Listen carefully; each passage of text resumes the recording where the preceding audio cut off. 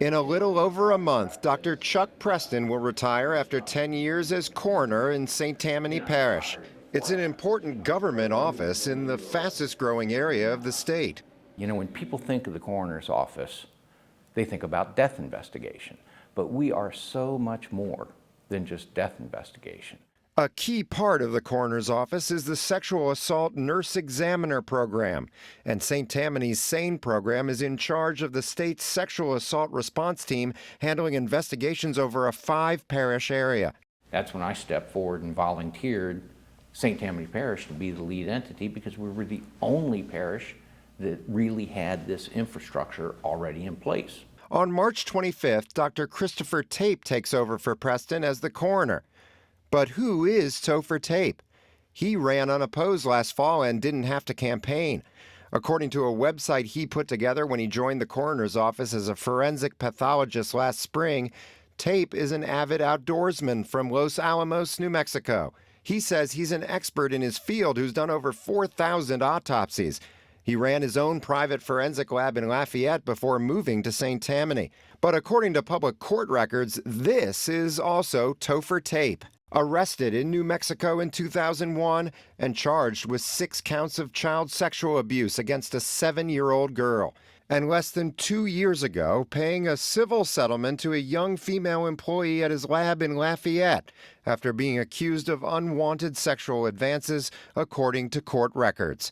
Tape declined to go on camera, but we interviewed him over the phone. Do you think that the people of St. Tammany Parish deserve to know this about your history before they put you in that position? People did know about it, so, I mean, I don't know. Did they know about it? Anybody could have run against me. According to the current coroner, when he asked you about your history, you denied that you had any of this in your past.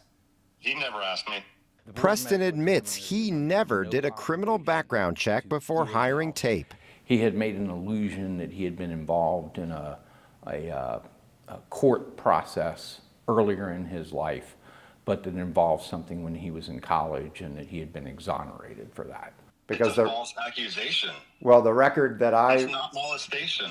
We got an extensive record of the case from New Mexico and tracked down the alleged victim. But I'm very glad to see an investigative journalist looking into more of this. Victoria Lobato is 30 now. She didn't seek any attention for what happened 22 years ago, but she did agree to go on camera. I am grown enough now, and I've processed things enough that I can be able to talk about it. And not everybody has that opportunity. In this signed statement Tape gave to Albuquerque police when he was arrested, Tape admitted 2 occasions where his girlfriend's daughter had her pants and underwear down, and he slapped her with a belt, then felt her bare bottom with his hand. He told police it was only to check for welts. I was a kid. I was 7 years old. I was like, what the hell is happening? Victoria and her mother Bernadette lived with Tape. They enjoyed nature hikes together. Then Bernadette started leaving her boyfriend with her daughter to take kayaking lessons. As soon as she left, he would have me dress in her nightgown. It was a shirt that he made her wear. It was like a kind of a see-through with velvet, with fringe. She had said a whole bunch of stuff about me. The mother.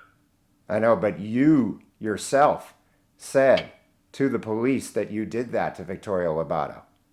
As part of discipline. So you contend that it's appropriate discipline of your girlfriend's daughter to pull down her pants, pull down her underwear, and spank her and then feel her bottom. As part of loco parentis, yes. In loco parentis, it means acting in place of a child's parent.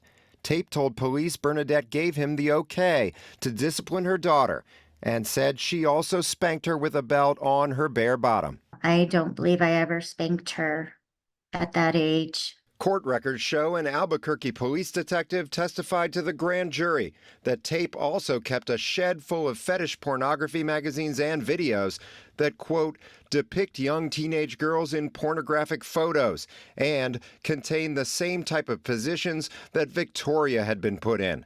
Like sadomasochism, like awful, gross material. What about these videos and Barely Legal and Kane magazines that are described in the court record of the case in New Mexico?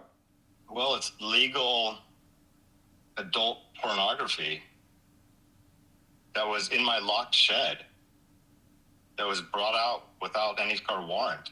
Court records show Tape was arrested in July 2001, but wasn't indicted by a grand jury until August 2002. The court ruled the government caused a 14-month delay, violating Tape's constitutional right to a speedy trial, and threw out the indictment. If there's a case there, maybe there would have been a speedy trial. So you don't think that that's just a technicality? If you think the Constitution is a technicality, you can think that. Well, there's a You can't difference just indict between... somebody and let that indictment sit there for 14 months without doing anything. But from Victoria Lobato's perspective, the state of New Mexico failed her and her mother, who court records show moved to Colorado after the arrest for their safety. It's something that you carry on for most of your life. It's not really something that goes away, because I didn't get to walk away free. What would you like the people of St. Tammany Parish, Louisiana, to know about their newly elected coroner? I would like them to know that he is not the right person for this job. If you care about these children that have to go through these very hard experiences. This person is not right in the head to be in any position that he's been allowed to be in this far, much less go further. Further, all the way to elected office, overseeing sexual assault investigations across much of southeast Louisiana. So now you're going to be in charge of the SANE nurse program. You're going to be on this Region 9 task force. Yeah, I mean, because I know what a false accusation is like.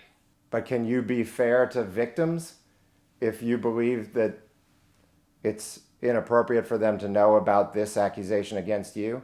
I'm fair with everybody. I don't know why that would affect anybody. I understand how it means to be on both sides. David Hammer, WWL Louisiana.